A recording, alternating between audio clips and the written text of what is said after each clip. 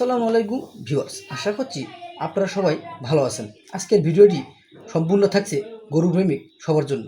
প্রতিদিনের ন্যায় আজকেও আমি আপনাদের মাঝে ভেট মেডিসিন টিপস ইউটিউব চ্যানেলের পক্ষ থেকে বাস্তবমুখী ও শিক্ষামূলক ভিডিও নিয়ে উপস্থিত হলাম। আজকের টপিকে অতীব গুরুত্বপূর্ণ গাভী ও জরায়ু শুক্রাণু এবং ডিম্বাণু মিলিত হয়ে কিভাবে নতুন ভ্রূণ বা বাচ্চার সৃষ্টি করে তা তুলে ধরব।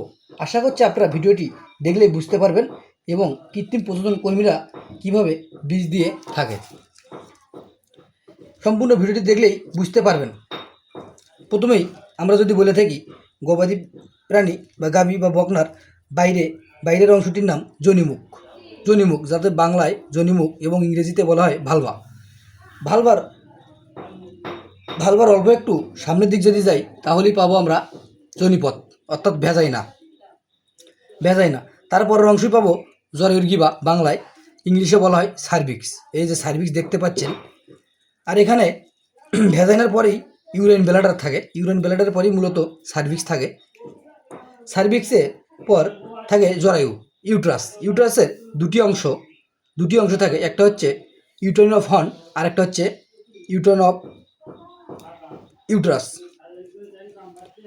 তারপরে আপনারা দেখতে পারবেন ওভিডাক্ট, অর্থাৎ বাংলায় বলা হয় ডিম্বনালী। তারপরে দেখতে পাচ্ছেন ওভারি,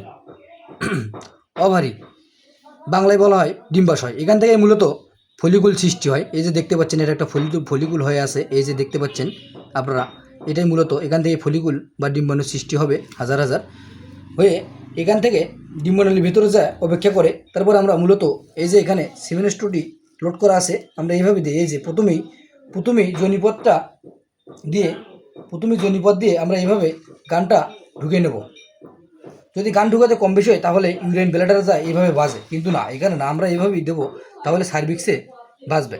তারপর এইভাবে ধরে আমরা গাভীতে মূলত অন্ধকারের মাঝেই কিন্তু বীজ দিয়ে থাকি। মূলত সার্ভিক্সের রিং এভাবেই নির্ণয় করি। এই যে মুখ দিয়ে, এই বুড়ি নখ দিয়ে নির্ণয় করতে হবে। নির্ণয় করে আমরা এইভাবেই দিয়ে থাকি।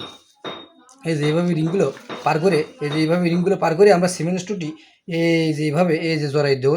এই যে গানটা পার্সিং করে এবার এই যে এইভাবে বের করে আনা হয়। মূলত শুক্রাণুটা এভাবে যায়, সামনের দিকে এগিয়ে যা। এই যে এখানে ডিম্বনালী আছে, এই যে আপনারা দেখতে পাচ্ছেন, এই যে এখানে ডিম্বনালী আছে। এই ডিম্বনালীর ভেতরেই মিলিত হয়ে বাচ্চা ধারণ করে এখানে থাকে। বাচ্চাটি বড় হলে বা গরুটি যদি প্রেগনেন্ট হয় তাহলে এখানেই হর্নটা একটু বেলুনের মতো প্রথম অবস্থায় এরকম আস্তে আস্তে এরকম বড় হতে থাকে, বেলুনের ন্যায় ধারণ করে। এবং 4-5 মাস হলে আমাদের হাত দিলেই ভেতরে এইভাবে যদি আমরা যখন হাত দেবো তখন স্পর্শ করলেই বাছুরগুলো আমাদের হৃৎস্পন্দন স্পর্শ করে, যা আমরা সহজেই বুঝতে পারি। আশা করছি আপনারা সবাই বুঝতে পারছেন। এরকম নতুন ভিডিও পেতে ভেট মেডিসিন টিপসে ইউটিউব চ্যানেলটি সাবস্ক্রাইব করে পাশে থাকবেন এবং বেল আইকনটি বাজিয়ে দেবেন। সম্পূর্ণ ভিডিওটি দেখার জন্য অসংখ্য ধন্যবাদ। নতুন ভিডিও পেতে ভেট মেডিসিন টিপসের সাথেই থাকুন। আসসালামু আলাইকুম।